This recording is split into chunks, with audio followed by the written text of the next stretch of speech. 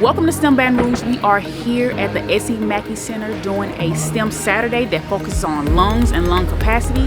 Today, students will be building activities that test their lung capacity. They're also going to be doing a dissection of a sheep's blood, which includes the sheep's lungs. They're going to see the actual inner works of the lungs. They're also going to make a mechanical lung, which shows how lungs work.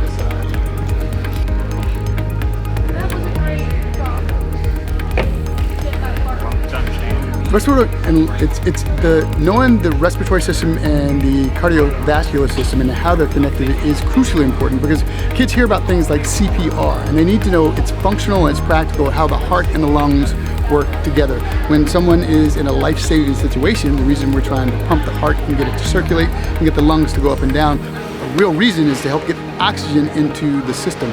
The more they know what's going on the inside of their bodies, the better they're able to help people on the outside.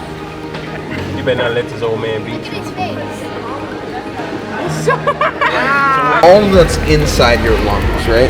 So if you're thinking about where it splits, if you go down your throat like right till about right here, that's huge lung area. And they're not that long, so it's like STEM Global Action is a part of the fabric of who I am.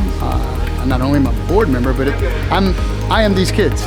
I see myself every time I do one of these events and I look for the lights to go off. It's amazing. You never know what's affecting a kid until you see the stars go off, and that's it. I mean, I'm a lifelong learner and I'm a big nerdy STEM kid.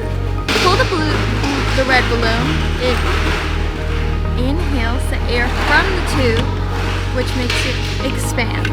When you release it, the air goes back out of the tube, which exhales the air.